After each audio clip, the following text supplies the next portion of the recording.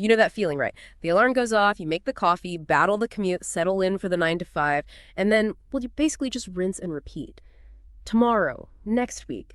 It's just the rhythm of life. For so many people, it feels like the only rhythm. But hang on a second. Ask yourself honestly, are you really living life on your terms? Or are you maybe trading away your most valuable thing, your time, without even fully realizing it? Today on the deep dive, we're getting into a really thought-provoking question. We've pulled some powerful ideas from a piece called The 4-Year Gamble versus the 40-Year Trap. We're exploring two very different ways to live, two life philosophies, really. And honestly, I think it's going to make you look at your daily routine, maybe your career, even your weekends, completely differently. Yeah, and look, our goal today isn't to tell anyone what to do. It's more about unpacking some maybe uncomfortable truths, looking at how we actually spend our time, which is finite, right? Yeah. And what these different paths might mean for your future. It's really about getting clear on choices you might already be making, maybe without even thinking about it, giving you a way to consciously evaluate things. Okay, let's dig in.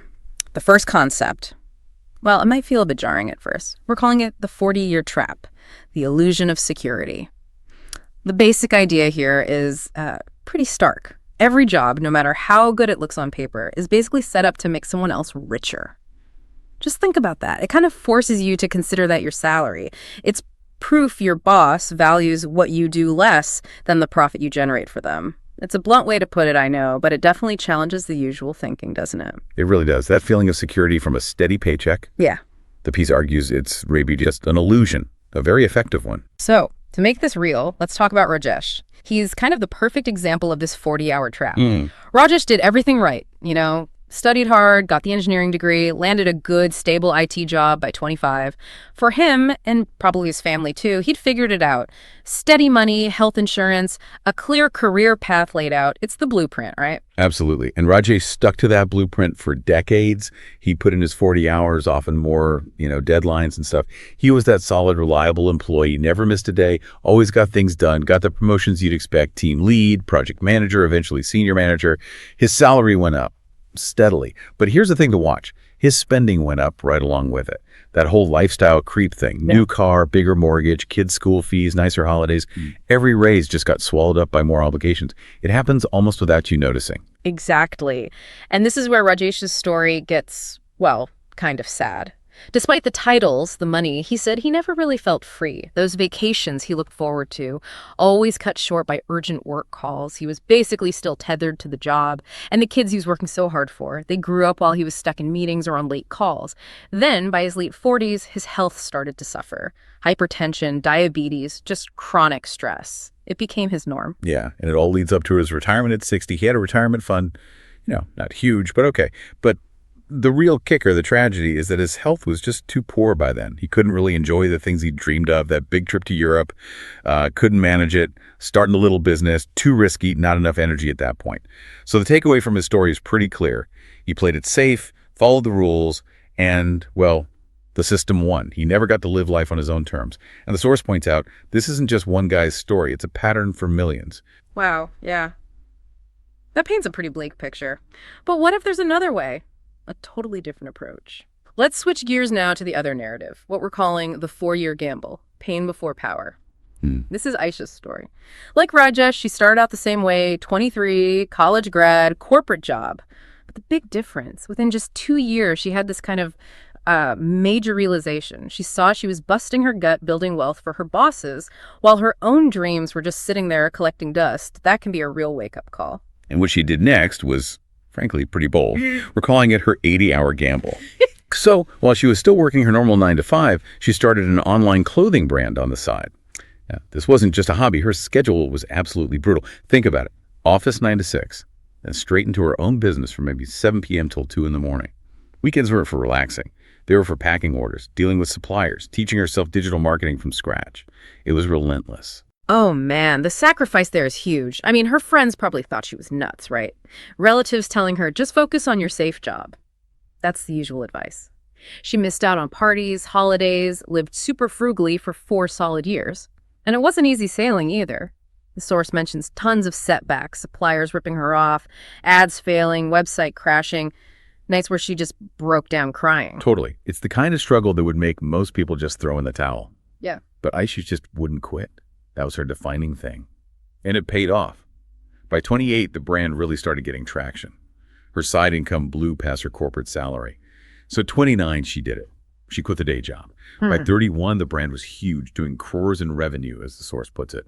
Now she's 35, owns multiple businesses, employs lots of people, travels. She still works hard, no doubt, but this is the crucial part. She decides when, where, and how. Her time is hers.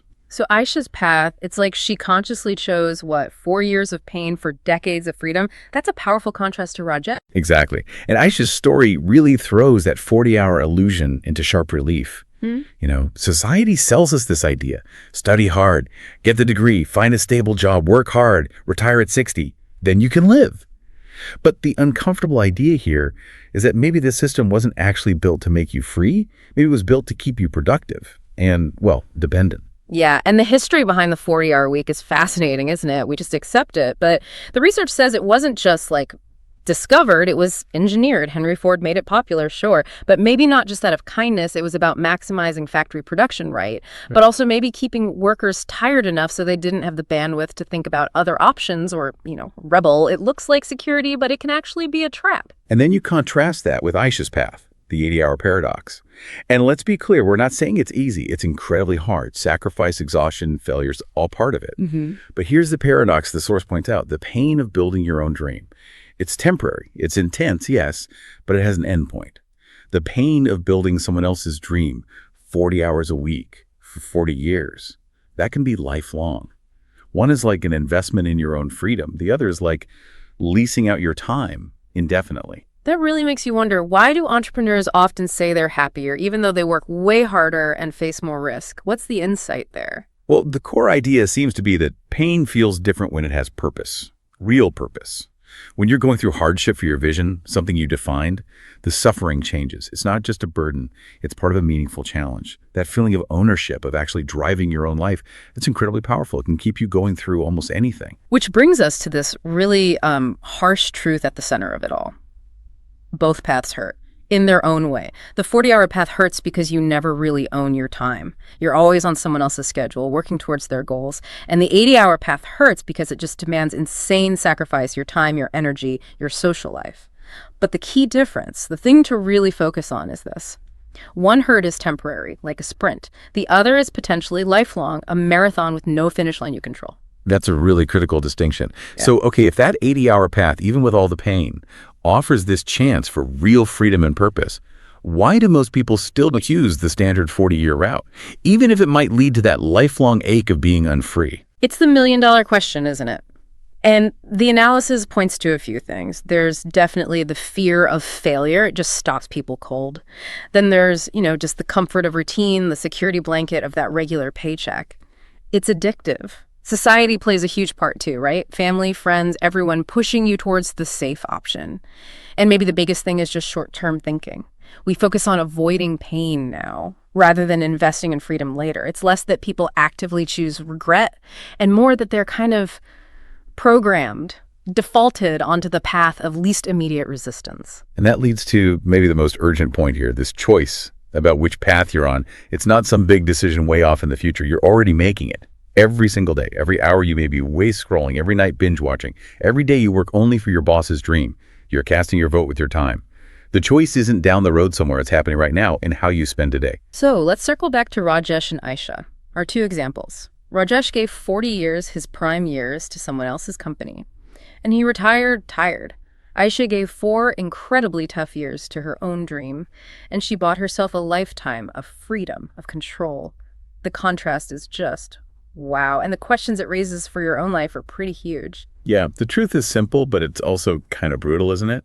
If you prioritize comfort now, the price is often regret later. But if you choose sacrifice now, what you're actually buying is freedom later. It really seems like in this life, both roads involve some kind of pain, the comfortable road and the hard road. So the real question left for you, the listener, to think about long after we finish here is maybe this: which pain are you willing to endure?